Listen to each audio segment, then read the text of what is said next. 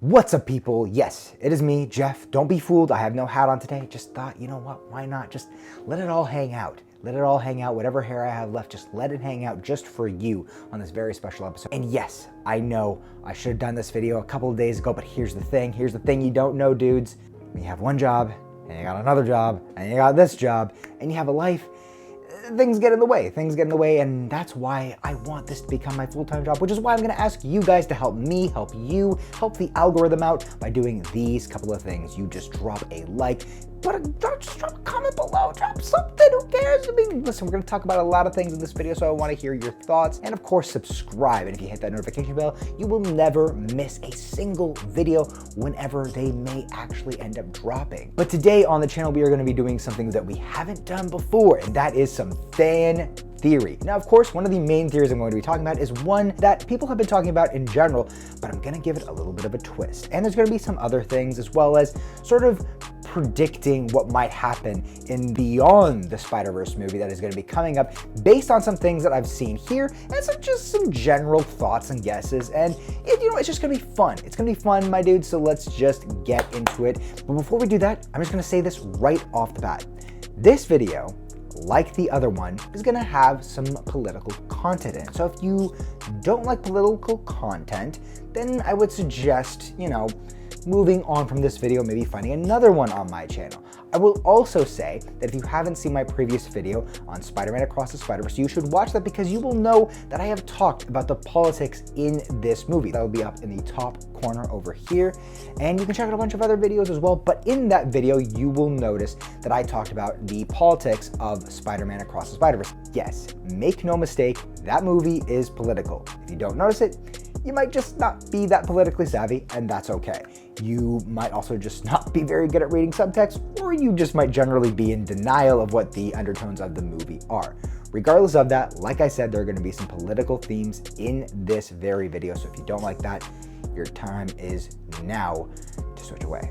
Let's get on to the first theory. Theory number one, and that is Gwen Stacy actually transgender? Now, this isn't my theory. In fact, I'm actually gonna give this a little bit of a spin. I'm gonna actually debunk this, and before you go crazy, I have no dog in this fight. This is just me having a fun time coming up with a theory because I think the theory that I have makes more sense because I'm smarter than everybody.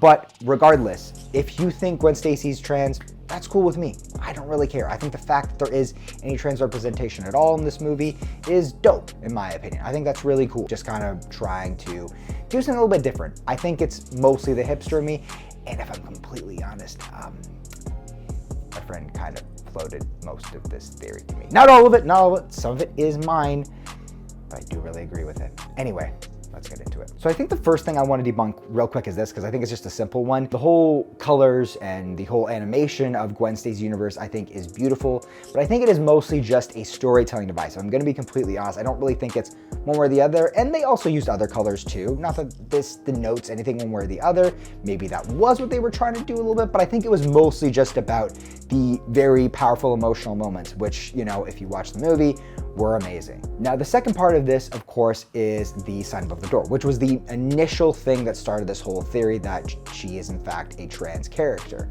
Here's my thing with that. And again, I'm not trans, so I don't really have the full perspective, but I feel like, for one, the sign says protect trans kids. That's of course a big movement, instead of it just being a transgender flag in general, right?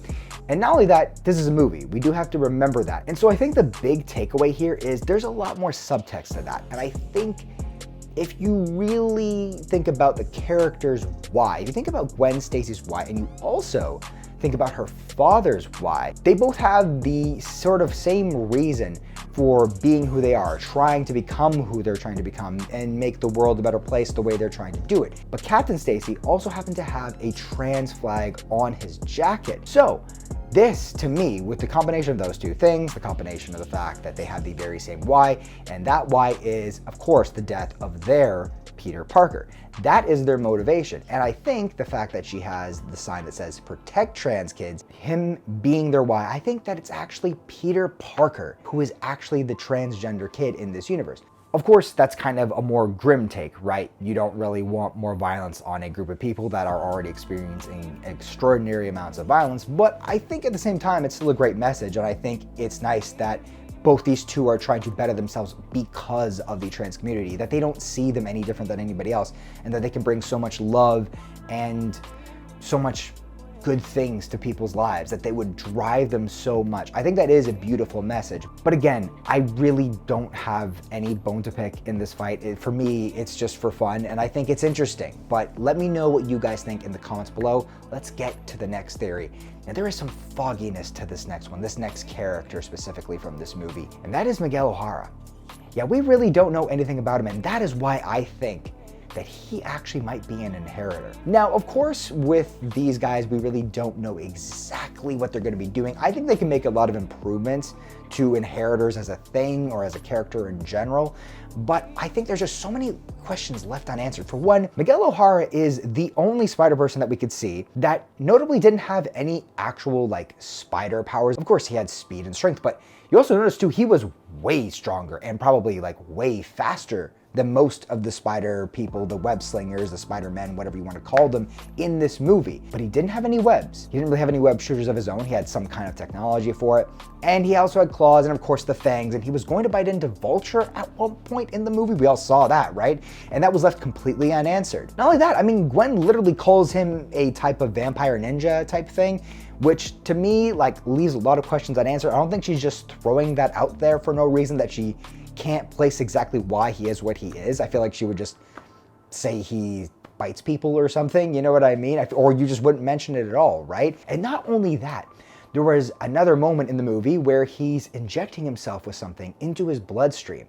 And again, you wonder to yourself, what is that? And there's another part of this whole theory. He literally has created this whole spider society, right? Where he has literally an endless supply of spider people to feast on. And maybe that's what he's injecting into his blood. We don't know. And not only that, but his origin story is very, very foggy. It's very, very weird. We don't fully know exactly what he is. I don't think he's Morlun or anything like that. I really don't think that he's like any specific inheritor that we know. I think he is just some kind of weird mix, some weird hybrid or something like that. But it just is interesting that there is so much left unanswered about him, and it was kind of like glossed over, but like it was there. It was definitely there for you to see, but they didn't really like take the time to explain it, whereas almost every other spider person had a very thought out background. His only backstory that we know of is that he supposedly caused the death of a Miguel O'Hara in another universe, and then caused the death of an entire universe. And not only that, but in the Spider Society, there is a spider that we don't know the name of, or maybe it's just a machine. It looks very similar to the Web Weaver from the Spider-Verse comic. Again, this is just my theory. I kind of think he's going to be revealed to be maybe not a full Spider-Man or something like that in Beyond the Spider-Verse, but let me know in the comments below, is that a good theory? Am I grasping at straws? Do we want the inheritors? Do we not want them? Because at the end of the day, I do think these guys really do a great job of making subpar or mid-tier kind of villains look really, really good, as we will see with the next character I'm about to talk about, and that is theory number 3, and that is Spot will end up being a hero. Because for me, Spot is so sympathetic, and not only that, I also think that this whole series is about giving a lot more happy endings than bad ones. Spot was a character who was really part of a huge accident, and in general, it feels like he's not a really horrible person, but he's just had a lot of bad things happen to him. And so I really do think that towards the end of this movie, he'll have sort of a redemption arc, because part of what being a hero is, and you sometimes see this in comics and sometimes you see this in movies, is really about letting these guys redeem themselves, recover, recuperate, and become part of society again in a way, become a hero instead of a villain, be useful instead of destroying everything around them. And I think that's probably what we might see here, because he's also pretty powerful. Like, I kind of find it hard to believe that they're going to be able to stop him so easily. He seems like he could just tear dimensions apart. And not only that, as he starts tearing dimensions apart, who is going to stop him? It seems like, again, that they are already struggling to contain him, and he might get even more powerful as time goes on. Theory number 4 I think Miles Morales is going to be spending most of his time in Beyond the Spider-Verse in Earth 42 doing a couple things. He's going to be fighting off the Sinister Cartel, which you might have heard just kind of briefly mentioned in the background when he was in that universe.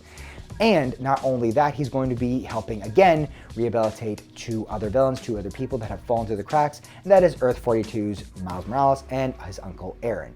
Simple, but I just think that's probably what's gonna happen. I think this theme of redemption, this theme of not letting people fall through the cracks as villains, seeing their flaws and allowing them to sort of rehab themselves in a way and make themselves a better person. I think that's the bigger thing, the more happy ending, because these guys have even mentioned that they hate the status quo of comics. So I think what they're trying to do is really change everything. They're gonna be going against the grain of what comics almost always do. Theory number 5, I don't really think we're going to be seeing a Silk. Some people have thought about that, but I think it doesn't make any sense. And I'm going to go back to the fact that once again, these guys really don't like the status quo of comics.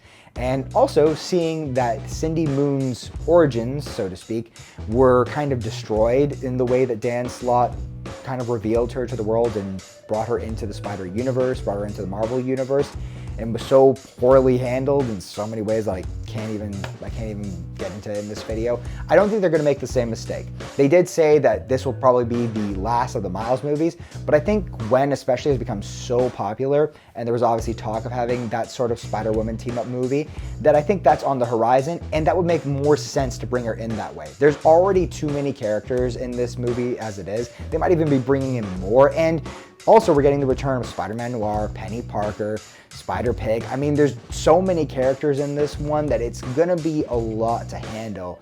And then not only that, we have 2 more villains to even worry about.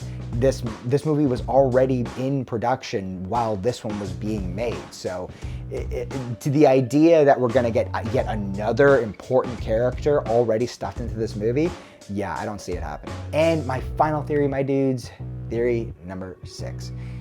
And this one isn't a stretch, really, is it? I don't think it is, but people do seem to be hating on her, and I think Jessica Drew is going to turn on Miguel. I think Miguel, ultimately, what this says is that he is the main bad guy. I think he's going to remain that way.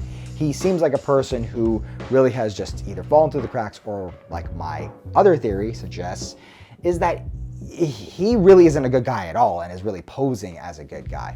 And I think Jessica Drew, you saw her kind of breaking a little bit, starting to have her confidence wane on Miguel, and I think eventually we're going to see her turn on him, because Jessica Drew really seems to have this deep bond with Gwen, and you know, I think it makes sense. She's obviously her mentor. She kind of became a mother figure for her as she's already getting ready for a kid. But that's all for me, everybody. Drop a comment below. Let me know what your fan theories are. Let me know if any of mine make any sense at all, or if they're just dumb. If they're just dumb, let me know, because I can take it. I want to hear it. But anyways, guys, remember to drop a like as well. Subscribe if you haven't. Hit that bell. And I'll see you guys in the next one. Take care.